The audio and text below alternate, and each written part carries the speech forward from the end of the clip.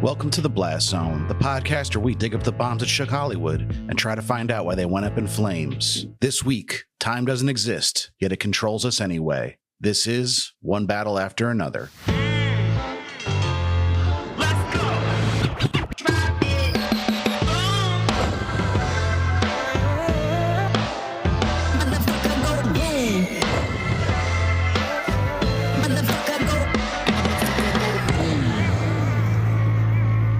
Welcome to the Blast Zone. Welcome to the Blast Zone. We are not a podcast about bad movies. We are a podcast about movies that did badly. That's right. I'm Jon Drake, in-house film critic of my Letterboxd account. And I'm Ian Dukes. I'm a person with thoughts and feelings, and some of them are about movies. Movies like One Battle After Another, which we'll be talking about today. But before we get into that, Ian, how are you doing this week? Well, gotta say I'm not doing great. Yeah. Our country is once again in a bad place. Sucks to think back. I feel like I've lived through times that were already this tumultuous. We're taping this shortly after Alex Preddy was killed brutally and unjustly. Murdered by agents of our government, the government that supposedly represents us. It's terrifying and it's infuriating, but we are going ahead with our lives in this moment. And for better or worse, the movie that we'd already picked to cover this week kind of speaks to the place that the country is in, which I guess makes it just a little bit more relevant, or makes more sense to spend our time focusing on that right now. Yeah, we did deliberate a little bit about what the appropriate thing to do is at this point. Is it appropriate to put out a semi-comedic movie podcast? Is that what's important now? But at the same time, you can't just scroll the news all day and make yourself crazy. You need to find other outlets to, I'm struggling to find the words, but it's a very scary time. We hope the podcast brings, a little respite for people to take a break from absorbing all that negativity, not to look away, not to ignore it or put your head in the sand, but you need to take breaks too at the same time. That's one of the hard things about doing this, just us getting into the headspace, because we are people that will scroll all day and drive ourselves crazy, which feels like sometimes you have a responsibility to do that, but there's a limit. So for the next hour or so, we're going to spend our focus on something else, and hopefully it's something a little bit positive. Yeah, and I have about 7 inches of snow right outside my window right now, and it's still falling. We're recording this during the historic snowstorm that's hitting large swaths of the country right now. States that don't ordinarily deal with this kind of stuff, but I live in a state that is quite used to it, so our road crews are out there treating the roads, plowing, that's good, everything ready. But we're recording this on Sunday. It sounds like everything's going to be shut down at least until Monday, if not Tuesday. So I would say drive safe if you're living in one of the states affected, but by the time you hear this, hopefully it will be less of an issue. Yes, we hope that all our friends and fans and family got through this storm okay. But before we get into One Battle After Another, Ian, did you happen to watch anything? Oh, and I'm realizing now I have no idea what you're bringing to show and tell this week as far as I can remember. You might, once I tell you. Oh, okay. I watched something quite relevant to this week's movie and even more relevant to the times we're living in. I watched the 1966 movie, The Battle of Algiers, a movie by Italian filmmaker Gillo Pontecorvo. I hadn't really heard of it, or maybe I just heard of it in passing. It happens to be a movie that's on lots of lists of the greatest movies of all time, which by itself is a good enough reason to check it out. It's also on HBO Max right now for anybody who subscribes to that service, so it's easy to watch. More specifically, I wanted to see it because it came up in the Paul Thomas Anderson discussion. He mentioned it as an influence on One Battle After Another, and he's not the only one who mentions it. Alfonso Cuarón said it influenced Children of Men. Soderbergh said it influenced Traffic. Ben Affleck said it influenced him making Argo. Catherine Bigelow says it's her favorite movie of all time. Christopher Nolan said it influenced Dark Knight Rises and Dunkirk. And Tony Gilroy has talked about he was very clearly influenced by it. Andor is just so much the same flavor and style and themes as The Battle of Algiers. It's a movie about a real revolution, the one that liberated Algeria from French rule. Kind of crazy. They got their independence in 1962, and this movie got made retelling the whole story. It was filmed on location and released 4 years later, so it was like really fresh and raw. It's fictionalized, but it's based on a book by one of the leaders of the freedom fighters. It's got lots of real people in it and historical characters merged together. So it's clearly a drama, but it has this really vibrant documentary quality to it. It's very powerful. The way you see the cycle of violence spiral upwards as the revolutionaries escalate and the French troops crack down on them. It's just a really well done movie. And for a movie from 60 years ago, it feels very relevant. I highly recommend checking it out. Yeah, now that you do mention, I recall the conversation we had about it, and I did find a copy of it. I'm looking forward to checking it out. I did not have time to check it out ahead of this movie, but lots of my favorite filmmakers speak very highly of it. So it feels like a real blind spot that I need to correct. I was like, I got to jump on this. And it's not just a homework movie. It's not like film class kind of shit that you're forced to watch. It's a really compelling, cool film. It's really fun to watch. Yeah, I can't wait to check it out. Watch the Letterboxd for my thoughts on the Battle of Algiers in the coming days. I can't wait to hear what you have to say. But if you were following my Letterboxd before, you would have a pretty good idea what I'm bringing for show and tell this week, because I wouldn't say I'm a hard grader on Letterboxd. I try to give praise where it's due, but I gave this movie 4.5 stars, which is a lot. Wow. I think in 2025, One Battle After Another might have been the only movie I gave 4.5 stars to. Okay. And I gave it to 28 years later, The Bone Temple. The Bone Temple is not just the place I invite my wife to when it's time to get down.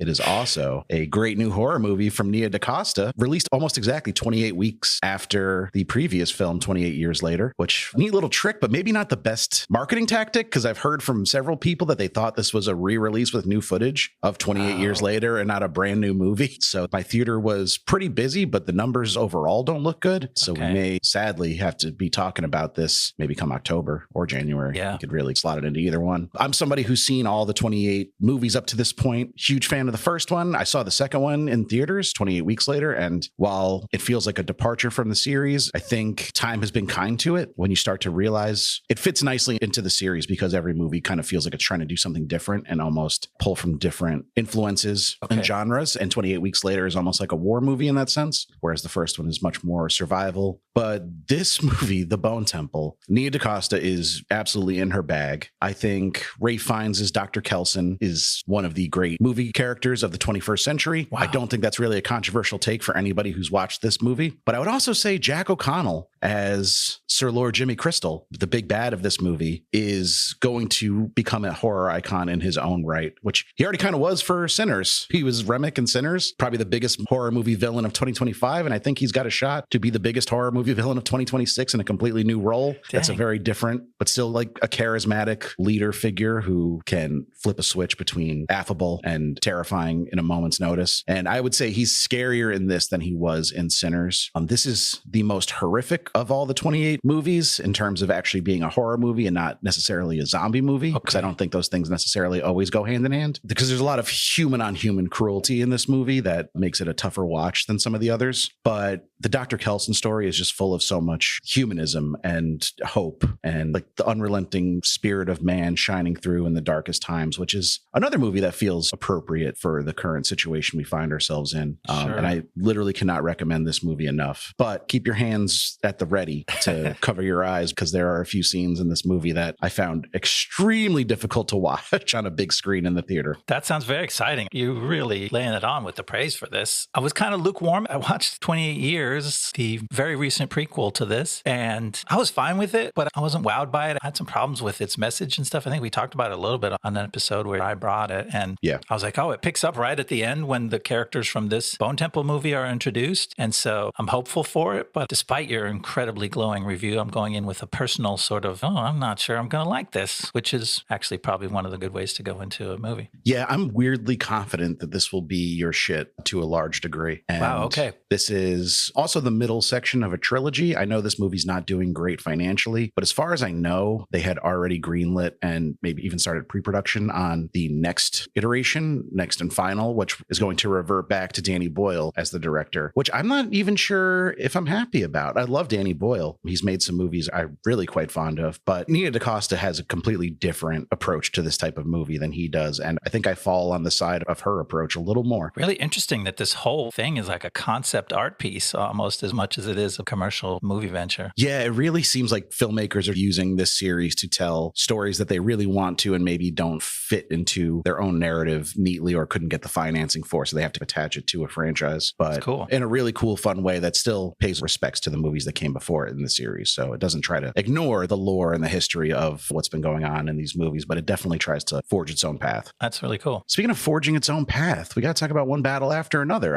Bad-eared listeners will remember that I did bring this for show and tell already right after I saw it. Yeah. I did my part to not let One Battle After Another be on this podcast ever, but it wasn't enough. I did my part for the long tail. I was excited, and when it came to digital, pretty much the next day I bought my copy. I decided sight unseen that I wanted to not just rent this thing on digital, but own a high quality copy. And I watched it in my little Quest 3 VR headset, which is a big screen experience, the closest I get to movie theaters these days. Yeah, that's pretty cool. This is a movie that looks fantastic on a big screen. I took a little risk that I'd like this movie, but I didn't like it. I loved it. I'm really glad to own it. I've gotten more enjoyment out of the 3 times I've watched it so far. And I don't love it because of its politics or its message. I love it because it's just a really great movie. The scenes, the characters, the moments make me feel a lot of feelings. And as always, that's what I think movies are all about. You made a good point that outside of its politics and its messaging, it's really just a very enjoyable experience to sit down and watch this movie. I have a great time. I've seen it now 3.5 times over the past few months, and I'm never like, oh, I gotta watch this again, which happens even with the best movies sometimes. If you just have to repeatedly revisit them, you're like, I need some more distance from this. But even if I almost had that thought when I was like sitting down, as soon as you're in there with the French 75 blowing up immigration camps or whatever,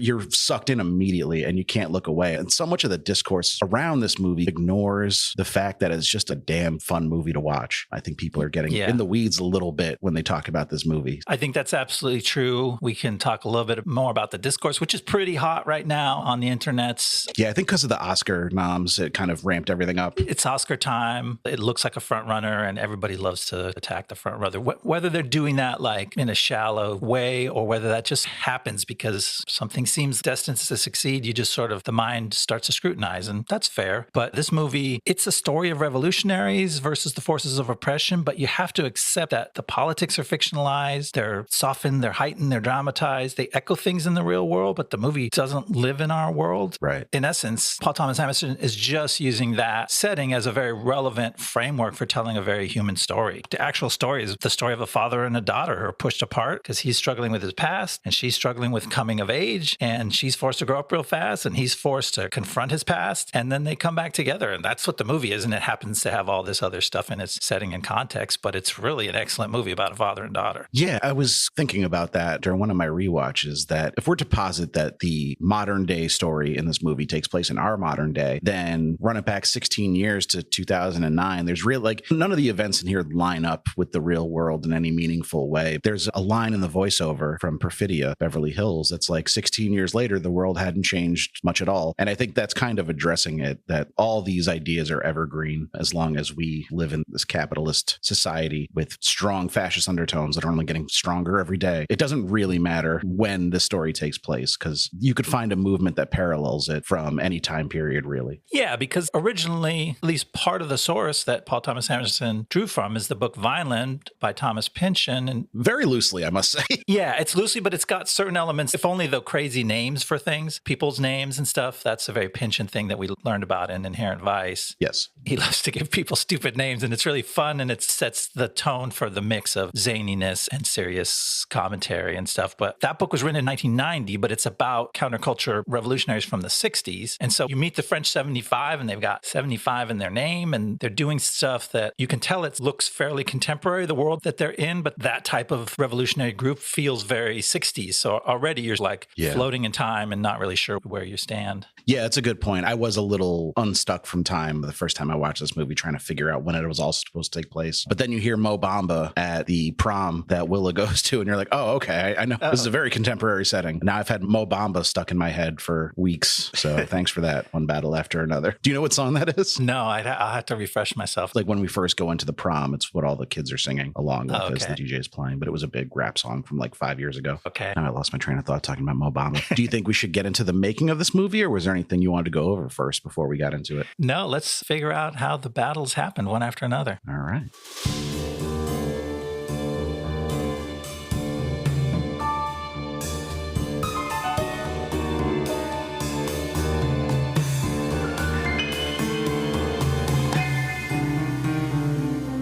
One Battle After Another was released on September 26, 2025, and immediately stood out as the largest and most commercially ambitious project of Paul Thomas Anderson's career. With a runtime of 2 hours, 42 minutes, and a reported production budget as high as $175 million, it represented a deliberate escalation for a filmmaker best known for intimate character studies and carefully controlled excess. And for drinking your milkshake. The film is loosely inspired by Thomas Pynchon's 1990 novel, Vineland, a book Anderson has openly loved for decades. He first considered adapting it in the early 2000s, but repeatedly backed away, convinced that his affection for the novel would make it impossible to reshape honestly for the screen. Instead, the project evolved sideways. screenplays. Anderson began developing two separate ideas, one an action-heavy car chase movie, and the other centered on a female revolutionary. Over time, those concepts fused, with Violent providing thematic DNA rather than structure, most notably in its focus on fractured families and generational fallout. And a few small beers. Warner Brothers formally took on the project in mid-2023, and by early 2024, the cast was locked, led by Leonardo DiCaprio and Regina, with Sean Penn joining shortly after. DiCaprio reportedly received his standard $25 million fee, underscoring how seriously the studio viewed the film's commercial prospects. That amount is called by quote. That's my rate. Principal photography began in California in January 2024 under the working title BC Project. Early shooting took place across Humboldt County with extensive local involvement. Anderson consulted community groups, including the Sisters of the Valley, who helped inspire the film's fictional activist collective. In a typically obsessive touch, Anderson and his crew even attended a local high school prom to observe fashion and music trends, later casting students as extras.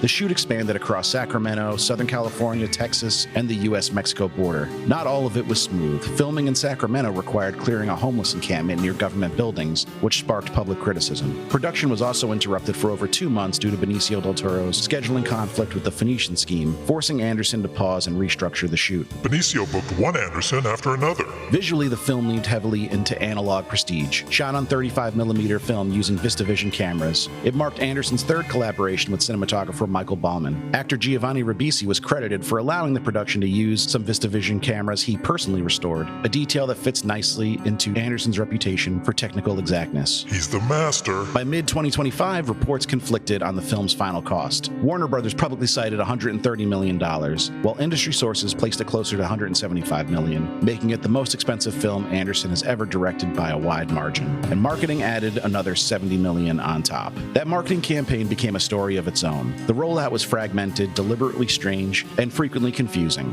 DiCaprio launched his personal YouTube channel to debut the teaser trailer. The film announced a presence inside Fortnite Creative. Official social media accounts posted meme-driven clips that stripped scenes of context entirely. Critics questioned the coherence of the strategy, while Warner Brothers defended it as reactive and audience-driven. The audience made us do this. The film premiered to overwhelming critical acclaim, earning a 94% Rotten Tomatoes score. Reviews praised Anderson's ambition, control, and willingness to scale his voice without abandoning it. Audiences, however, were more cautious. One battle after another opened in over 3,600 theaters, the widest release of Anderson's career and his first truly wide debut. It earned $22 million its opening weekend, easily his strongest box office start, and enough to top the charts. The second weekend dropped 50%, a respectable decline, but not enough to sustain momentum for a film of this scale. By January 2026, the film had grossed $206 million worldwide. Against an estimated break-even point of around $300 million, it was ultimately classified as a box office failure, with losses projected near $80 million. You like box office bombs?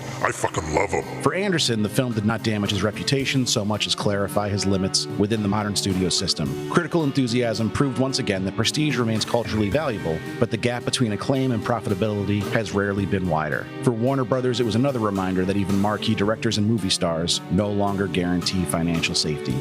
One battle after another stands as a paradox. It is the most successful opening of Anderson's career and the most expensive film he's ever made, yet also one of his most financially disappointing. In the current theatrical landscape, that contradiction feels less like an anomaly and more like the new normal.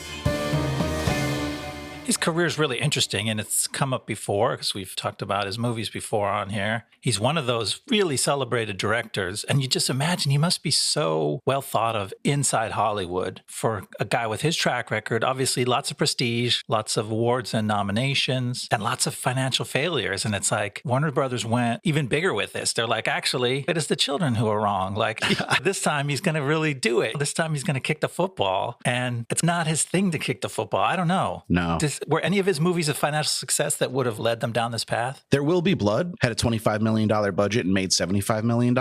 Okay. As far as I can tell, no other movie. Oh, maybe Boogie Nights too. Yeah, Boogie Nights had a $15 million budget and made $43 million. So not a huge hit, but certainly made money. He's never made another movie that more than doubled its own budget. So that's Hard Eight, Magnolia, Punch Drunk Love, The Master, Inherent Vice, Phantom Thread, Licorice Pizza, and this one are all pretty much considered flops financially. But you got to think think that for a studio like Warner Brothers, which was having a really strong 2025 in box office terms, the prestige of maybe winning a handful of Oscars with one of these kind of outweighs the financial losses. You have to assume that's their thinking, because I can't imagine a world where they expect a $600 million return on this movie or something like that. Although you and I watching it would tell ourselves, like, why not? Like, yeah, why not? It's a great question. People should have loved this, but it's big and it's political and it's almost 3 hours long. There's a lot of reasons that it's a tough sell. But so I think you're right. I think there's a mix of the studios still do feel the need to chase prestige. They want to win some Oscars. There's probably a little bit that's, they're still chasing Boogie Nights, right? They still have the vision of him when he first broke through. And the third thing I think is he's just an incredibly talented, incredibly smart person. He's just like a guy that if you got the chance to work with him, you'd be like, oh my God, I got to work with this guy. Like, this is one of the great filmmaking minds of our generation. And he could probably convince you of anything if you're a studio exec. Yeah, looking at him and his contemporaries, he's been relatively controversy free. Nobody really complains about him as being an on-set tyrant like David O. Russell or anything like that. He seems to get along with everybody. He repeats collaborators quite a bit. People come back for more and more. I think the only person I've ever heard about him pissing off is Tom Cruise, because he showed him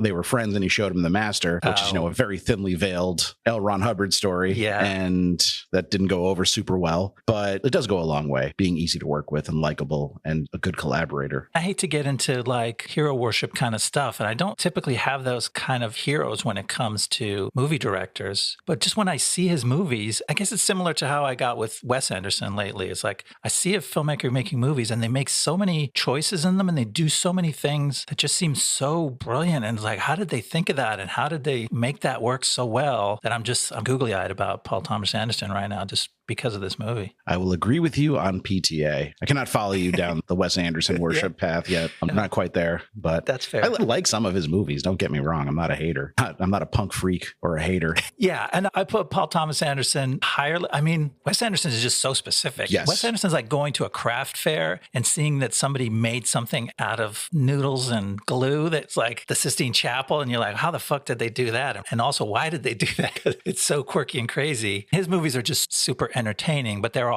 just kitschy in a way that like Paul Thomas Anderson is doing stuff that's at the core of what I love. Like this movie it's a fucking action movie. It's a thriller. And I didn't know he had that in him to do shootout scenes that are rivaling Tarantino and No Country for Old Men in terms of just pure thriller gunplay action. And I'm like, oh, he can do that too. And a car chase that's a historic all-time film car chase, like all kind of stuff in this movie that I didn't see coming. Have you seen Hard 8 yet? I did see Hard 8 a while back. Because that's, I think, the closest thing he has to like a crime movie, really. Boogie Nights has elements of it, certainly in the second half of the movie when things take a turn for our characters. They get involved in some shady business. But yeah, this is like a modern day crime epic / comedy. It's a very difficult thing to wrap your head around and to actually execute. And there's zero seams when you watch this movie. It all feels like it belongs and works and nothing feels out of place. Yeah, that's the thing. That's why I feel like his genius shines through, is that in each one of those things, the action, the comedy, the thriller, the human stories, he didn't cheap out. He didn't go, oh, this is my weak spot and veer away from this or that. He does everything just so well in this. It's amazing. Should we stop beating around the bush and start talking about the storyline, as it were? Yes, for sure. Let's go to battle. Real quick before I launch into the synopsis, this is such a long movie and such a complicated plot that I did something I don't usually do, which is borrow a lot of writing from the synopsis that I found. The same contributor wrote the synopsis on Wikipedia and IMDb, so thank you to that anonymous contributor. I have taken that person's work. I thought I was going to use a lot of it just to save myself time and energy, and then I rewrote half of it. So this is a collab, as they say on the internet. So here we go. Pat Calhoun, played by Leonardo DiCaprio, and Perfidia Beverly Hills, played by Teyana Taylor, are young lovers and members of a far-left revolutionary group called the French 75. While breaking out detained immigrants from a detention center near San Diego, Perfidia sexually humiliates the commanding officer, Stephen J. Lockjaw, played by Sean Penn. But Lockjaw is genuinely turned on, and after this incident, he becomes obsessed with Perfidia, surveilling her on multiple operations. On one such occasion, Lockjaw swoops in and catches Perfidia planting a bomb, but she seduces him, and Lockjaw lets her walk free with a promise to meet him for sex that night. Sometime later, Perfidia gives birth to a girl named Charlene. Pat is enthusiastic about his role as a father, and he tries to persuade Perfidia to settle down. But motherhood is making her feel trapped and held down. Soon, Perfidia abandons Pat and Charlene to continue her revolutionary activities. Later, when a French 75 bank robbery goes wrong, Perfidia kills a security guard and gets caught in the ensuing police chase. But Lockjaw arranges for Perfidia to avoid prison in exchange for the names and whereabouts of key French 75 members. Perfidia enters witness protection while Lockjaw uses the information she provided to hunt down and summarily execute several of her comrades. Others are arrested in raids. To help them escape the government's wrath, the French 75 give Pat and Charlene new identities as Bob and Willa Ferguson. Their longtime comrades, Howard Somerville, aka Billy Goat, played by Paul Grimstad, and Deandra, played by Regina Hall, say goodbye to the newly renamed Bob and little Willa and usher them out of town to start a new life. Meanwhile, Perfidia has growing regrets. When Lockjaw comes to her new house for a romantic rendezvous, he finds her gone. All alone, Perfidia has slipped across the border into Mexico and disappeared. Do you remember? I can't recall. Does Perfidia leave any kind of message for Lockjaw at her house? Do you remember what it was? She does leave a note on the window. I'm not sure what she wrote on there. You sure? Are you trying to get me to say it? I am. This pussy don't pop for you. This pussy don't pop for you. That's one of the most poignant goodbye messages that I can remember. Gets the point across for sure. We'll have to talk a lot about Teyana Taylor, somebody that I have to admit I knew primarily as an R&B singer before this movie came out. I knew she had dabbled in acting, but she was part of Good Music, Kanye West's label, for several years when he was doing a lot of 7-song albums one after another when he first launched the label. And I remember hers was one that I really enjoyed. But seeing how far she's come as an actor is pretty remarkable. She is a revelation on screen. She is just so magnetic because she's playing this character that's really emotionally wild and puts her mark on the world and the people around her. And she absolutely nails it. It's a character that you can't take your eyes off her when she's on the screen. Such a presence and such ability to convey emotion, because it's not just that she's loud and brash and an intimidating revolutionary. Her emotional scenes are also pitch perfect. Just an incredible actor. Yeah, and a lot of the discourse surrounding this movie has to do with her characterization specifically. Certainly a flawed character. She makes a lot of choices that aren't easy to defend. Right. And I've seen some people reading that as like an anti-Black women angle that this movie has, which you and I are certainly ill-equipped to litigate that. Sure. But I think there's enough evidence through other characters to show that I think Anderson just wanted to make a complex protagonist with Perfidia, somebody who is not always a hero. And the same could be said about Bob, that he's extremely flawed and you don't see the same criticism levied at him. So yeah, I think a lot of the issues people have with her character are features to PTA, not bugs. He was trying to make a complex, complicated person who feels like they have an inner life that we can't 100% understand. Yeah, I certainly didn't feel like it was a takedown. The revolutionaries, when they're doing their shit, they are a little cartoonish. They're over the top. They're like super enthusiastic. And the point is that they're rubbing the establishment's face in just how raw they are. But that didn't seem to me to be like, oh, that's all they are. They don't understand. Like, that's the most complex way they could express themselves, by being vulgar in public while robbing a bank.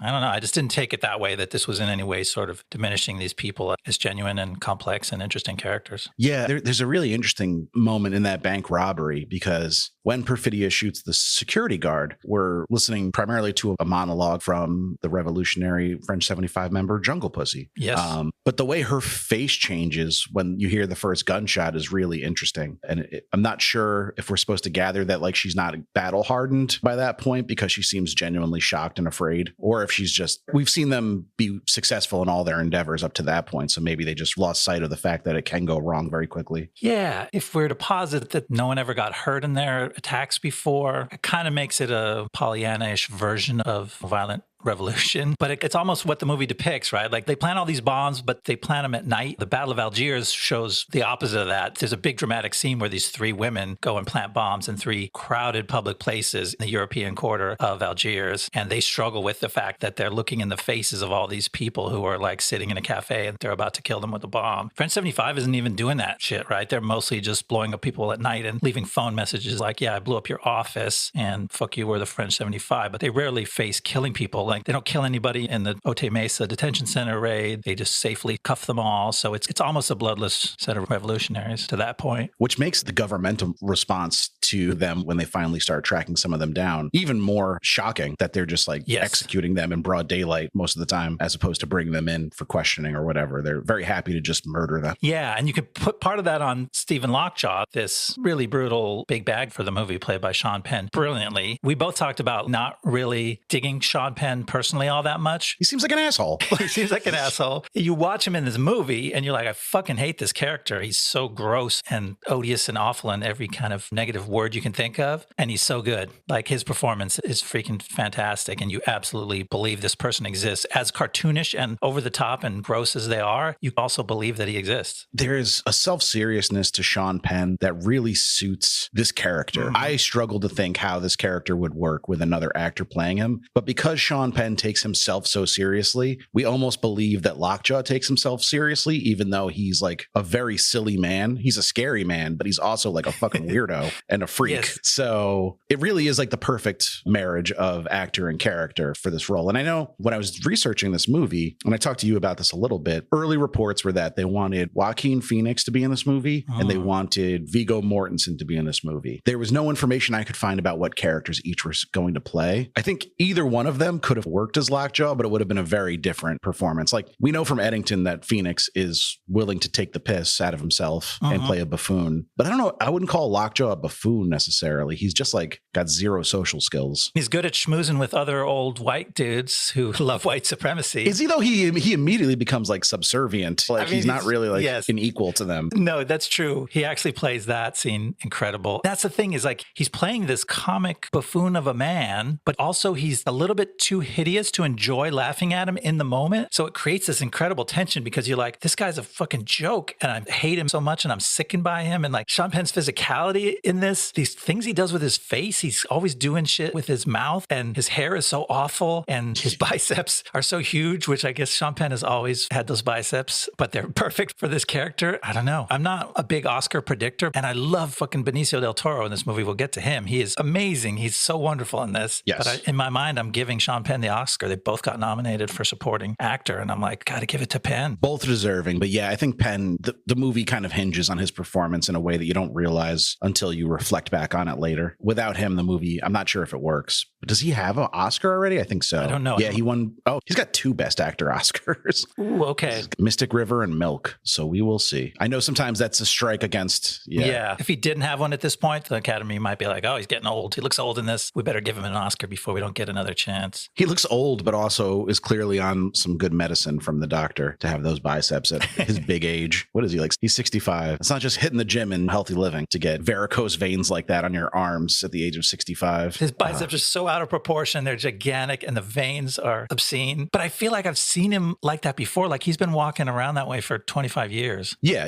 He's been a fitness freak for a long time. He's a perfect counterpoint to our complaints about the Marshalls from Mickey 17 last week, how they were just a little too much to enjoy when they were on screen. He's striking just the right balance where you hate him, but you are captivated by him at the same point. You don't necessarily want his scenes to just be over as soon as they begin because you hate him so much. I agree. He's the perfect bad guy. But we shouldn't discount Leo. We're talking about performances. We got to talk about Pat, Ghetto Pat, the Rocket Man. So I know you're kind of cool on Leonardo DiCaprio overall. You've made some statements along those lines. Yeah, I don't think I've ever really disliked him, but I'm like, oh, that's not a guy that I got to see the new Leo movie. I've come around to him as primarily like one of our gifted comedic actors with The Wolf of Wall Street, Once Upon a Time in Hollywood, and now this. He's like uproariously funny in all 3 of those movies in different ways. But Pat feels more, I should say Bob, feels like very near and dear to my heart as somebody who had a more, say, action-packed youth and young adulthood, who's now almost 40-year-old dad who just likes his weed. And I feel like the atrophy setting in, and not in any specific category, but just as a person, like losing your energy and like your lust for life as you get older and the mundanity of everyday existence takes over. I felt a kinship with Bob Ferguson. Yeah, and he makes all that come across on screen. He looks young and energetic enough in the early scenes, and then he really comes to life as Bob later on when he's in his bathrobe and smoking joints and hitting his vape. Like a seasoned vape hitter. Yes. Man's got reps under his belt somehow. I really did think when I saw him hitting that vape so subtly and so naturally in the middle of sentences, I'm like, Leo must vape in real life. He's too good at it. And I loved the teacher. Yeah, Tisha Sloan as Willis' teacher has such a great response to Leo's vaping. And she's so dry and so funny when dealing with him because he's really going over the top and she's playing it so grounded. The juxtaposition between these 2 characters and how they're approaching this conversation is very funny to me. That scene is amazing. There's kind of like no scenes that let you down in this movie. Like you were saying, when you go to put it back on, you're like, oh, I've already seen this. I'm not sure I'm so enthusiastic. But it's one of those instant classic movies that you go, oh, it's this scene. I love this scene. And then the next scene comes on, you go, this scene, I love this scene. It's wall-to-wall scenes like that. And her scene is kind of a throwaway because it's just a little side note to sort of introduce the way Bob is as we flash forward to the present and how he's in his head and he's a smoker and a vapor and emotional and just a weird aging dad. Is that Steve Miller Band? He's a smoker. He's a vapor. He's all of those things. But she's great. I'm not sure if that actor is a professional actor. There's a lot of people that, as I understand, PTA cast non-professional actors in. Yeah. And so the movie has this really cool sense of realism because you meet all these people and you're like, that person is not an actor, but they're so real and it's great. She's, I believe, trying to become an actor, but this was her first movie appearance. Oh, but she's got a couple things in her upcoming tab on IMDb. Cool. That's a fun story. Yeah, she's awesome in this little performance. And also Bob's conversation with Willa at his kitchen table where he's talking about going out to the bar with his old band. And yes. You just see how far he's fallen from his early revolutionary days when I know how to drink and drive, which is unfortunately, I've met several people who have that similar mindset. And it's very telling of a certain kind of person who's given up on life. It's so real. And like you said, he's such a good comedic actor. He's so funny in that scene. It's almost like sitcom type of stuff going on in that scene. It's a father and a daughter sparring, and then her friends come over and he manhandles the friend. He's real mad about things, but he's ridiculous. What's up, homie? Yeah. It's like, oh, you could just go drive a red car? It's kind of loud, don't you think? Like all kind of weird shit he's throwing out that doesn't make sense and shows you how crazy paranoid he is. But it's freaking hilarious. Yeah. Oh, was it Bluto? I love the names of some of the minor characters have great names. But as funny as he is, I do think Leo and PTA both do a good job of framing this person as he doesn't feel like two distinct people. He feels like the same person who's just had like a long stretch of inactivity and lost all that fire he had. They do feel like the same guy in just two very different points of his life, which is a tough thing to do because young Pat is still like a little goofy. He's got scenes where he's like overly enthusiastic or whatever. Yeah. You do get a sense that he's not like serious all the time. And then he becomes a father and like it sobers him up and he deals with really tough stuff with his partner and she walks out on him and the kid and he goes through all this stuff. And this is a movie with a long setup sequence, set in an earlier time frame, but it pays off so well because by the end, when these characters come back together, you really feel like you've lived their lives with them. And it's like, it really hits home. Let's talk about some of these side characters. We've got quite an assortment of French 75 members. Really cool casting. Some of them not so long for this world. We got to talk about Alana Haim as Mae West and her fuck ass Bob. This is an iconic Bob when she's in hiding. Did you notice her wig gets blown right off her head? Spoiler alert. She doesn't survive and neither does the wig. And neither does Wood Harris as Laredo. He felt underutilized. Like a lot of the French 75 members that die in the prologue of the movie do feel underutilized because like Alana Haim and Wood Harris, those are two names. Like people know those actors and they both barely get any lines. I mean, she was the star of his last movie. She was in it end to end. And now she's just this little side character that gets knocked off. And Wood Harris, you see him come on screen. You're like, oh, it's Wood Harris. This is going to be cool. And then he goes out in a blaze of glory. At least he got a sort of a glorious battle ending for him. I remember when I was watching a show, Wood Harris popped up and I was like, oh man, this is like the best news. What a marriage of my two favorite things. And what show was that?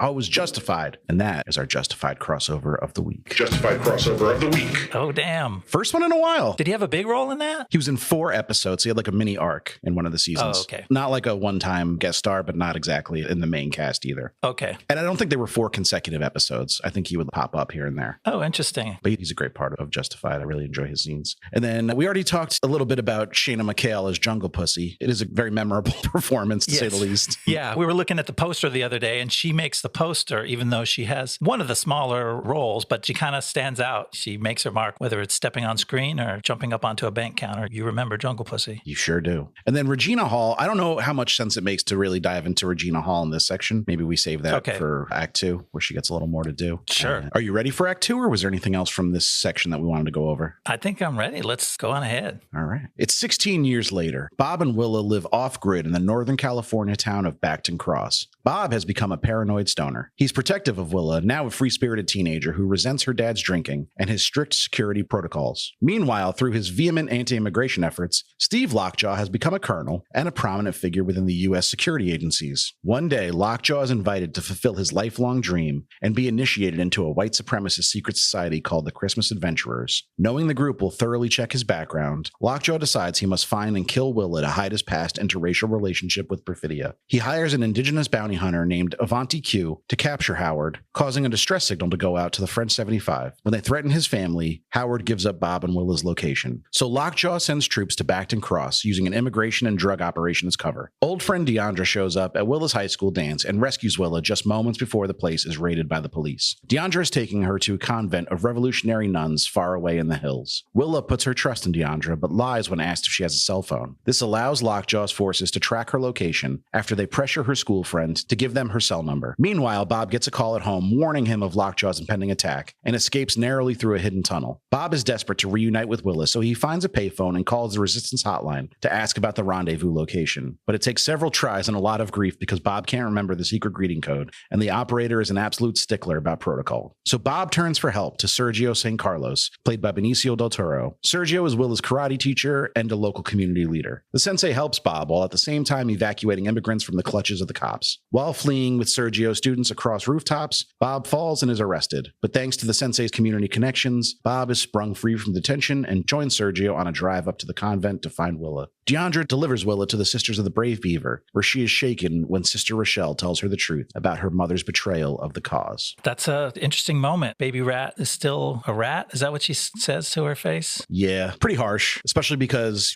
we come to find out Willa did not know that about her own mother. She's been given a sanitized version of her mom's backstory, leaving in all the good parts and cutting out all the bad. But it doesn't hurt to have April Grace be Sister Rochelle because she is a fave of mine and really good in this role too. She's super good in a small part, and it's a really poignant moment for Chase Infiniti, who plays Willa. She gets to do some of that fun sort of dad-daughter stuff earlier on, and then things get serious for her. And this movie is full of spectacular performances. Hers was not my favorite. It didn't stand out above some of the others we've already been talking about, but I thought she was really solid, and she has just a gorgeous face. Like, PTA knows that one of the jobs of movies is just to put the world's most beautiful faces on 30-foot high screens, and it works. And it works great with her. He's got all these scenes where it's extreme close-ups and people are like nose to nose talking to each other on screen, and it's not realistic. It's not the way things work in the real world, but it works so beautifully on a big screen. My favorite bit of trivia about Chase Infiniti is that she was named after Nicole Kidman's Batman Forever character, Chase Meridian. Oh, neat. Yeah. Infiniti is actually her middle name, but she almost looks-wise kind of a young Maya Rudolph appearance going on, which is interesting because that's PTA's wife. Yeah. But yes, I agree. She's very solid in this movie. She does not have much of a resume before this. This is her first movie, which is kind of nuts, and only her second Hollywood project. She starred in the Apple TV Plus series Presumed Innocent with Jake Gyllenhaal in 2024. Really? Okay. That was her first Hollywood project. So she is very unseasoned in that sense, and to be operating at this high of a level already, I think we have a lot of good things to come in the future. When you learn that fact, it's really impressive because she holds her own, because she has to be this tough kid in the face of all these intimidating grown-ups, and she holds her own both as the character and as an actor. But we have to come to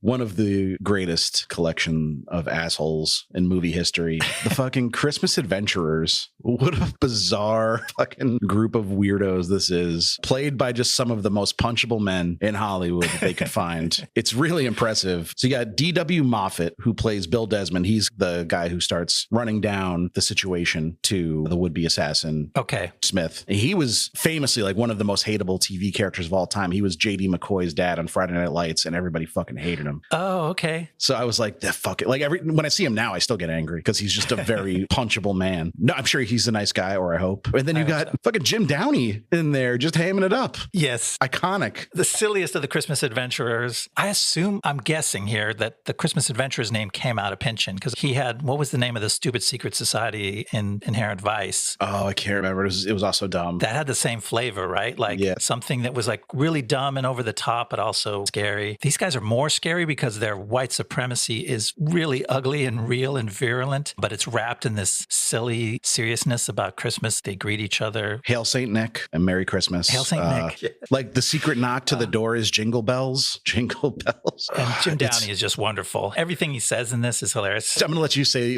the first line because it's so fucking funny. They sit down and he's like, our aim is the same, to find dangerous lunatics, haters, and punk trash and stop them.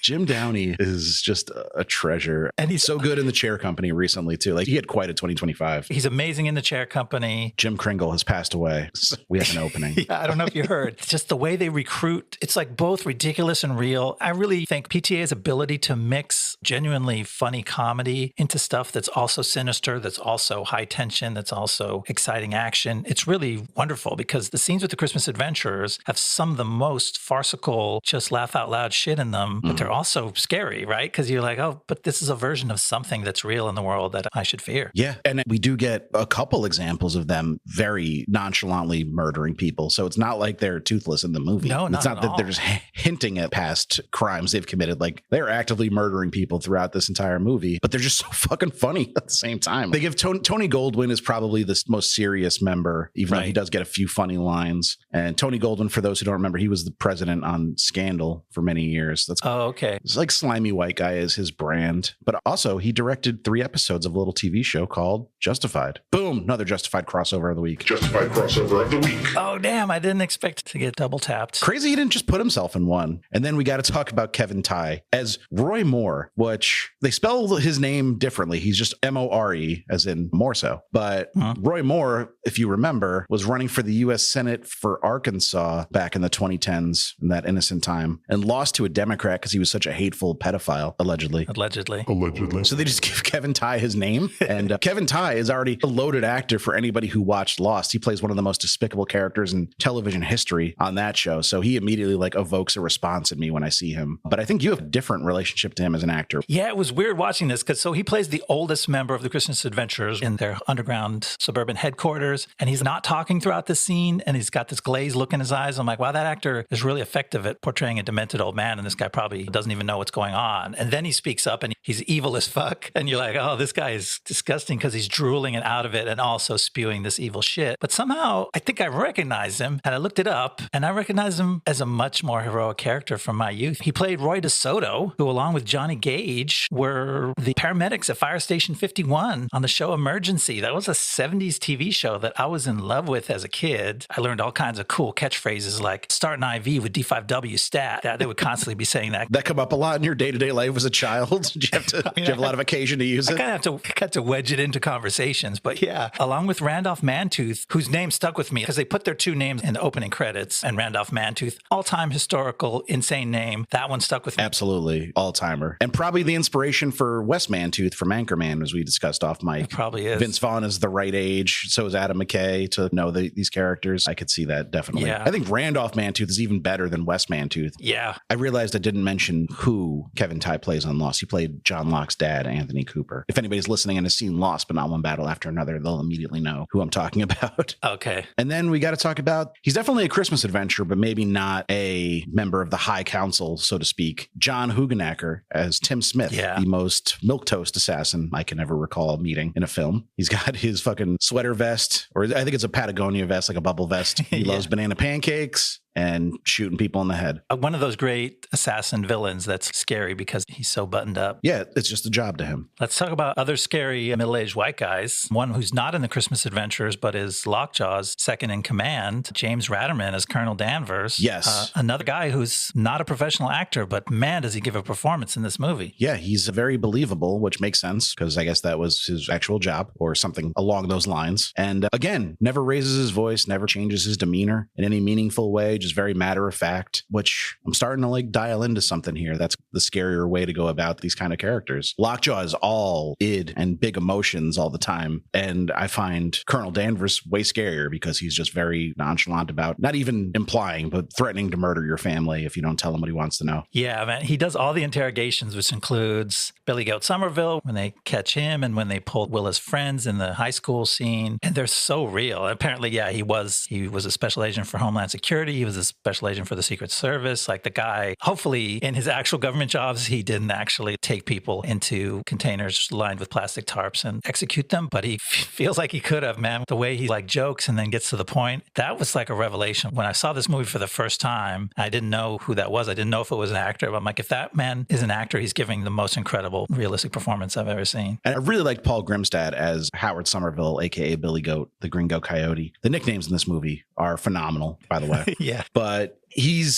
really sells that like his character does not give a shit about himself. Yeah. And is totally willing to die for the cause. And just we get a little short montage of him leaving work and taking the bus to his like shitty little house in a shitty little neighborhood. But he's clearly entrenched himself in the community because of how people react to his abduction. It paints like a picture of this guy's life in a very short amount of time that makes him just like really appealing as a character. I don't know. Like we don't really find out whatever happened to him, but I hope he manages to get away. I hope so too. He's a good actor. And I agree, the way he gets abducted and these neighborhood kids see it and immediately run into his house and send the warning message over the radio, as obviously he had taught them to do. But the fact that they were all looking out for each other in that way is like a testament to like he's one of the really genuine good ones in this revolutionary group and dedicated his life to this cause. So he eventually does crack, give up Willa and Bob's location. And then Bobo, who's Willa's non-binary friend, gives up Willa's cell phone number. That's another really tough scene and great performance from the actor playing Bobo. The implication is that they're going to send them into lockup with the male population, and that could go very poorly for them. So the movie does a good job of, I know Cameron always said, stop snitching, stop lying, but the movie does a good job of not vilifying people just because they crack under this kind of pressure, that there are trigger points for everyone where it no longer becomes prudent to hold out. Yeah, Bobo is the most vulnerable of the friends that they talk to and try to badger into giving the number. And yeah, the movie does make you confront the idea of informing, right? Because all these characters do it. Perfidia, obviously, most notably. And then Billy Goat does it. Bobo does it. And you go, okay, what are they supposed to do? Like, American culture is so saturated with crime fiction, and gangsters were heroes in popular media for 100 years now. So we've been taught that being a rat is the worst thing you can be. But like, this presents sort of a different reality. Yeah. Mafia movies and mafia culture is so popular. They even have a special word for it, omerta. And then in hip hop, it's very prevalent, this idea of you never snitch, you never talk to the cops. And also not just hip hop, but all types of black culture, because a lot of black Americans understandably don't trust the police, and they have all the reason in the world for it. But this movie, it's a very fine line to walk. I think it does a good job of kind of presenting the information without judgment. This is just how it went down. It's not a good or a bad thing. And interesting little side note, this topic comes up in the movie Battle of Algiers. The French general notes, because as the things escalate in that story, the French start using torture on the people that they capture, and that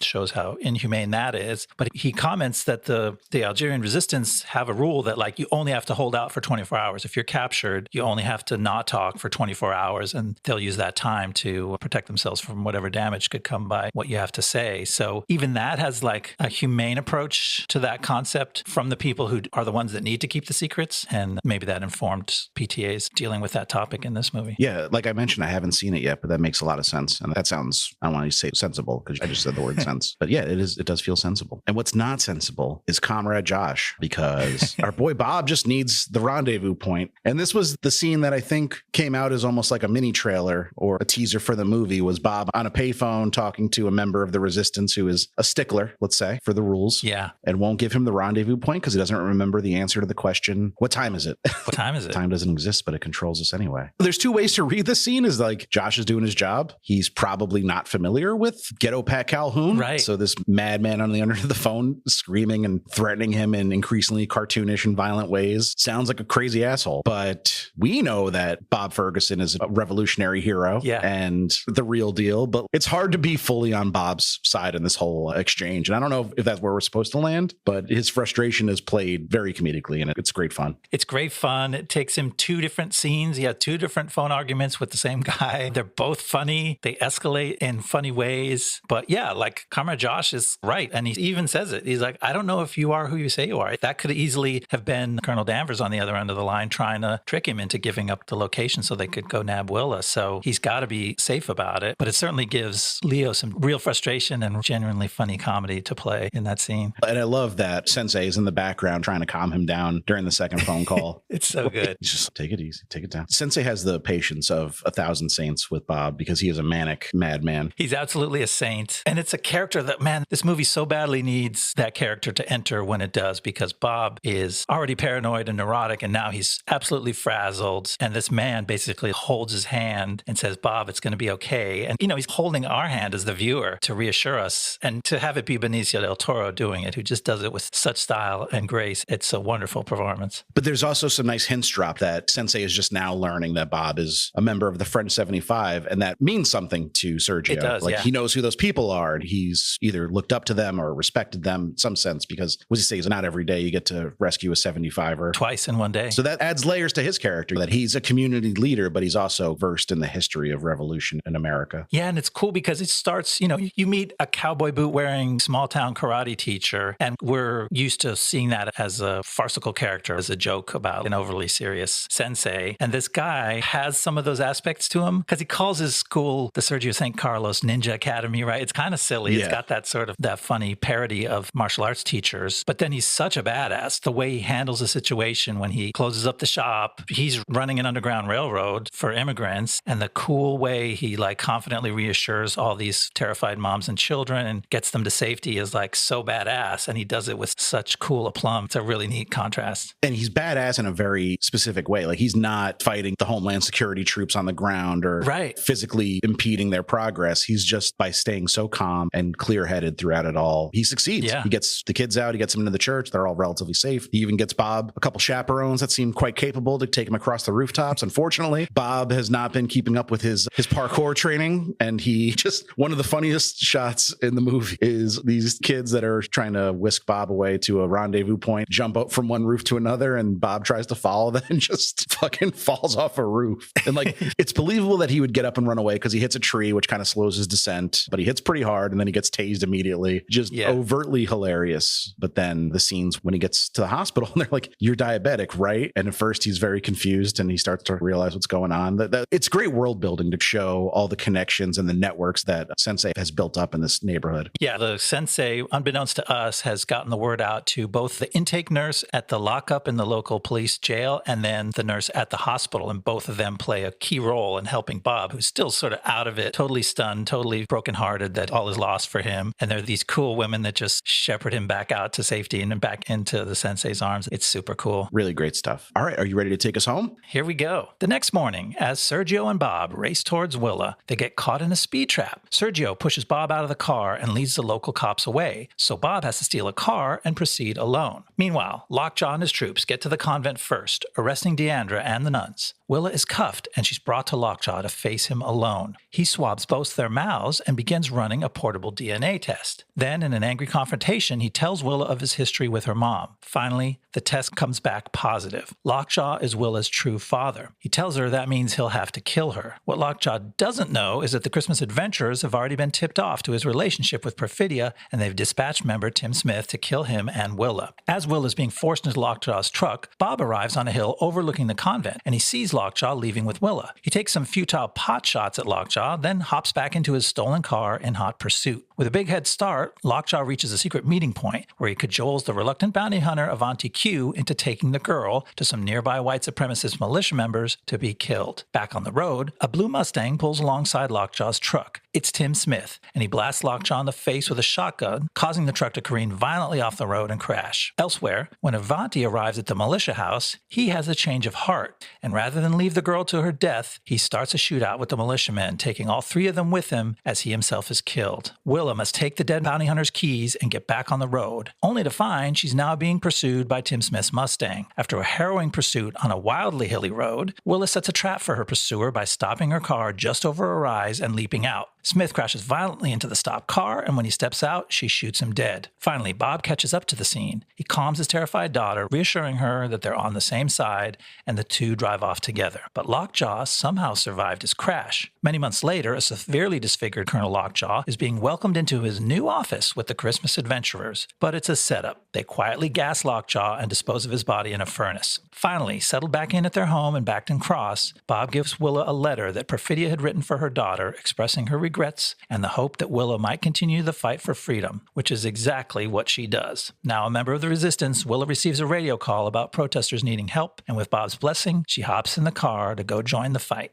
So the big confrontation of this section is Lockjaw and Willa getting to know each other. Lockjaw is both hilariously and terrifyingly ill-suited to have a conversation with a teenage girl. Yeah. When she tries to run away, was like, oh, daddy-daughter games? He just keeps repeating. He's such a fucking weirdo. The way he says it twice, it's so weird and perfect. It's He's such really a good. fucking weirdo. And I think Chase Infiniti does a good job of playing bemused by this strange man, but also obviously fearful for her life, what's going to happen to her. Yeah, they attack each other verbally, taking cheap shots. First, he's like, oh, you should wear more makeup if you go to a dance. You want to attract a maid or something really gross to his 16-year-old daughter. And then she's like, why is your t-shirt so tight? And that little interchange, his response is hilarious. I'm not a homosexual, if that's what you mean, he says. Very much in a regressive state of sexual politics to think that a tight shirt makes you homosexual. He went right there. He might not be homosexual, but I think he's got some hang-ups with his own sexuality that we could spend some time litigating if we were so inclined. That's a really fun scene, and it's dramatic. They're alone facing off at either end of this big empty church. It's very dramatic, both visually and emotionally. And then, that apparently there is no DNA test like that you can just swab yourself and put in a little suitcase. I did wonder. I was reading that's a prop. That's something that they invented for the movie, but it works. It's convincing that you've just conclusively proved paternity right there on the spot. Yeah, I'm fine with it because it seems plausible enough. Like it's relatively grounded in some kind of science. They didn't make it super fantastical. I bought it. Admit, I'm a sucker. I would have totally bought it too, because it's also the kind of thing that Lockjaw would have access to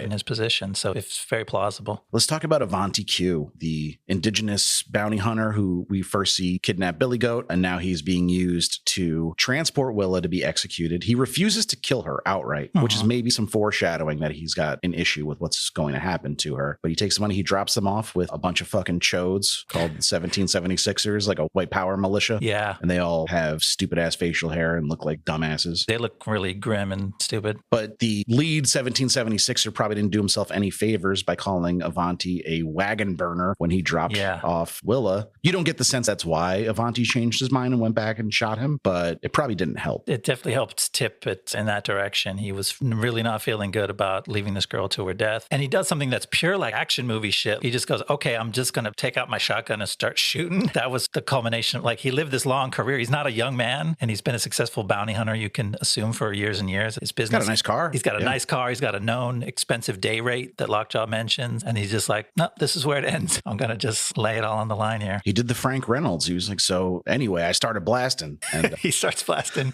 and they all die. It's in a movie where I kept thinking this is giving me No Country for Old Men vibes and Tarantino movie vibes. And I know Tarantino and PTA are good buddies in real life. This part, the jackpot with the 76ers, I was like, this is really, he's pulling all that stuff together from movies that he likes. No Country, definitely grimmer than One Battle After Another, but also a sneakily funny movie that maybe you don't realize immediately, but you do find yourself laughing quite a few times throughout that one as well. But I feel like they're kind of flipped, where No Country is an action crime with a little bit of comedy, and this is a comedy with a little bit of action crime. Yeah, but this is super scary when this girl has to walk back into this room where the shootout just happened. She doesn't know if anyone's still alive. She doesn't know if she's going to get shot. That was really intense tension, and he does that really well. And then another intense scene, this car chase, which has gotten a lot of critical accolades just for, it's 2025. How many new ways are there to do a car chase in a movie? Not that many. No, but he found one. It's amazing. He found one where like the cars hide from each other for seconds at a time because of these big hills. And it could have just been a visual choice, but he actually works it into the narrative. And Willa, she's smart, she's resourceful. She picks up on the fact that he'll be blind to where she's at for an extended period of time. And she parks her car right at the top, like the apex of this hill. And he has no time to react. And it was a big cheer in my theater when he rammed into the back of that car. Oh, I bet. Yeah, it's a great moment. It's a great moment. And then she's still not sure who he is or who he's with. So she's trying to ask him the code and he just reaches for his gun and she shoots him like 4 times, I think. And she lets out this scream. So she's really traumatized and she plays that really real. That was my favorite part of Chase Infiniti's portrayal of Willa, her state in that moment, because she's not a cool badass action hero. She's a high school girl that just happens to be very plucky and has to try to save herself. And she's so worked up that she has to kill this man. It's not something she's done before. And she lets out this scream after she does it. That's just like rage and frustration and fear all in one. And I was like, oh, that was real. Yeah, that was a great reaction. And then that through line continues when Bob shows up, because Bob, a distinctive looking man in his robe and sunglasses, but she just keeps repeating the code to him and he has to respond in kind before she'll drop her guard. You get the sense it's not because she doesn't recognize him. She's just shell-shocked. She's shell-shocked. She doesn't know who to trust anymore. And it's great that they have that moment of tension before the letdown. It's like, oh yeah, this is the one person in my life that I can trust. I just found out my dad's not my dad. My biological dad tried to kill me. And it's like my whole world is fucked. And then it's such a great thing when they let their guards down and come back together. It's really nice. It is really nice. But then the coda to the scene in the desert is Lockjaw just marching back to civilization with his face blown off. I do like the choice here, whether it was Penn or Anderson. Like, he doesn't even walk as if he's mildly injured. He's just like walking. He's perfectly fine, but his face is almost entirely gone. His face is shredded. He's doing his same walk. Like, that was part of the physicality of Lockjaw, is that he walked weird. It was like a military bearing. Real shoulders. Yeah. Very like almost a waddle. Yeah, just like a weird guy just waddling, strutting. And he's doing that in the desert silent. Like, you're not really with him in that scene. It's just like a long shot of him to inform you that he walks out of the desert. But yeah, he's shredded. When you see him with his wounds, quote unquote, healed, and his lip is raised and his one eye is turned silver, it's so fucking hideous. And it's just great. It's almost like a classical representation of this man's internal ugliness, and the sinful choices that he made are now external and they're on his face for everyone to see. And it's really tough to look at. Another hilarious exchange here between him and the Christmas Adventurers, where he talks about being raped in reverse, and it's played for comedy. That's right. Not that it's funny for a man to be raped by a woman, but when, what is he calls her, a sperm thief. And then Jim Downey, with all the earnestness he could summon in his soul, says, a semen demon. That will stay with me. That line. Yeah, that's a thing. That's a thing he was aware of that could happen to someone. And Tony Goldwyn is just so incredulous. Like, what would be the purpose of her raping you in reverse? I really enjoy this scene here, and good on them for going through the motions, because they were obviously planning to kill him regardless. And he's just such a fucking idiot. This clearly empty office building or floor of a building, like not just his office isn't furnished. None of them are. There's no computers to be seen. There's no decorations. There's nobody nothing there. This is clearly just a staging ground to be murdered in. It's all very creepy. It's part of the wonderful mystery of this secret club that you wonder how rich and powerful they are. They've operating whole office buildings just to do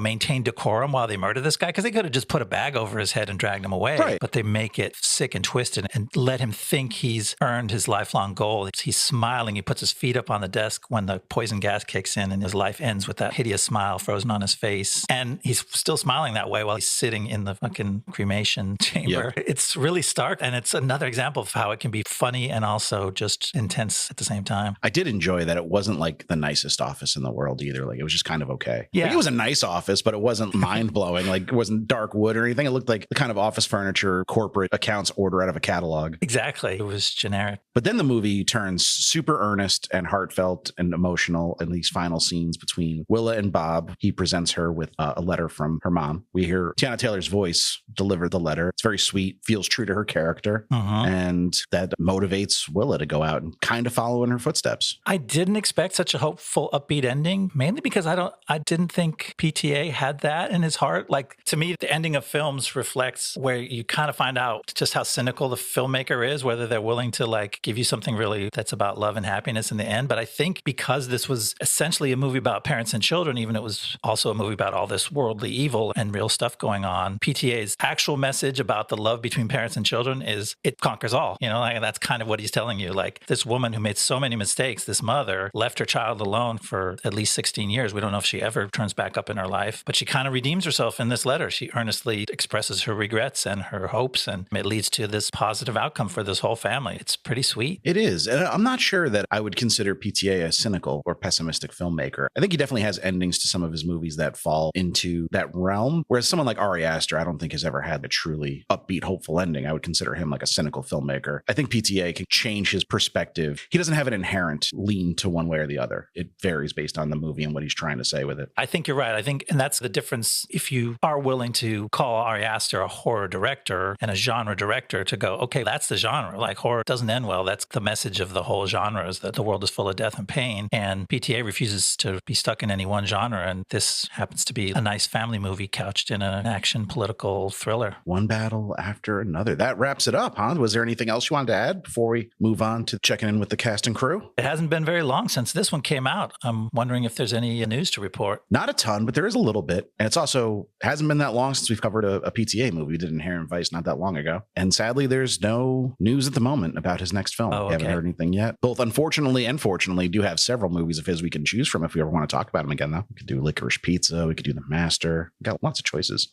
Good movies. Good movies. So let's talk about Leo first, leading man. This is his third starring performance performance of the 2020s. So like in every other year cadence right now. His last movie before this one was another box office bomb, Killers of the Flower Moon. Right. And then he also did a movie that has been forgotten to time, the Adam McKay dramedy Don't Look Up, which was a Netflix movie with Timothy Chalamet was in that too. That's crazy. And I didn't realize. Yeah, it was an early role for him. Jennifer Lawrence was in it too, and he will reunite with Jennifer Lawrence in his next movie. So we do have some information about him. This one sounds exciting. It is a psychological thriller. It's going to be directed by Martin Scorsese. Ooh. It's going to star Leonardo DiCaprio, Jennifer Lawrence, and Mads Mikkelsen. Mads is one of my guys. Yeah. It's called What Happens at Night, and I'm very excited about it. It sounds spooky and pretty neat. When Leo and Scorsese do psychological thriller together, it's usually a recipe for success, if you remember Shutter Island. Yeah. Looking forward to that one. Sean Penn's career has taken a bit of a dive in recent years. His only serious acclaimed films since maybe like the early 2010s are his two collabs with PTA, this and Licorice Pizza he was also in. He's also a director. He directed Into the Wild, the 2007 Emile Hirsch movie. I forgot that. That was a good movie, but none of the movies he's released since then were well reviewed as a director. He's got no acting roles on the docket right now, but he is directing a documentary about Jamal Khashoggi. Oh, interesting. That should be interesting. Yeah, I can't say good. Yeah, we both stop at interesting, but I'll be curious about it. Yeah. Benicio. He's only been in 3 movies since 2021's The French Dispatch, which isn't like a slow output, but for Benicio, it feels slow because he's usually the busiest man in Hollywood. Okay. The movies he's done since The French Dispatch were Reptile, The Phoenician Scheme, and this. Reptile was like a weird direct-to-Netflix thriller with Justin Timberlake. It was not very good. I watched it. Don't really remember it. It was trying really hard to be edgy, if I recall. Okay. I watched the other 2, of course, in my Wes Anderson phase, and he's got a bigger role in The Phoenician Scheme. He's a star of that, but I didn't have as much fun with it. I actually thought he was really neat in The French Dispatch. Didn't me and you watch The Phoenician Scheme together, or at least part of it? Oh, yeah, we started it together. Did you ever finish it? No, I never did. I should go back to it. I'd have to start it over, though. Although I do remember liking Michael Cera in it, and I love his new CeraVe commercial. Maybe I'll put it in the show notes. He's very funny. Okay. I love Michael Cera. Put it in there for me because I haven't seen it. Yeah, it's hilarious. So Benicio is in kind of a weird spot because he has a completed filmed role as Dr. Phil. Yes, that Dr. Phil in the long-shelved All-Star Weekend, the Jamie Foxx directed comedy about the NBA All-Star Weekend, which has been completed since 2016, I think. And he keeps saying it's going to be released any day now, but hasn't found a distributor yet. So we'll have to wait and see if that ever sees the light of day. I would love to see Benicio as Dr. Phil, if possible. I might just want that part of the movie. Yes. I'm not saying it's going to be the greatest movie of all time because Jamie Foxx and Jeremy Piven were like the creative forces behind it. Interesting. Again. That's a word for it. Yeah. And then his next movie will be Reenactment with Ana de Armas and Cameron Diaz. She's back to acting. I know she retired for like almost over a decade at this point. You saying she's reenacting? She's reenacting her acting career. And then Regina Hall, aka Bay. Yeah. She's definitely best known for comedy. She was in the first 4 Scary Movies, The Honeymooners, Death at a Funeral, Girls Trip, Breaking News in Yuba County. What she's got coming up, she's got a voice role in The Sheep Detectives. She will return as Brenda Meeks in Scary Movie 6. That's the one where the Wayans are coming back to it now after leaving after the second one. That's wild. It should be a movie. And she will star in comedies In Memoriam and Judgment Day in 2026 and 27. Yeah, we neglected to come back around to her. She's really good in this. And we did, like said, like people think of her as like in Scary Movie and doing these light comedies and doing TV work. And PTA put her in a very serious role. She plays the really heartfelt friend to get a pat when he needs a friend when his partner is... His relationship's falling apart, being really difficult. And she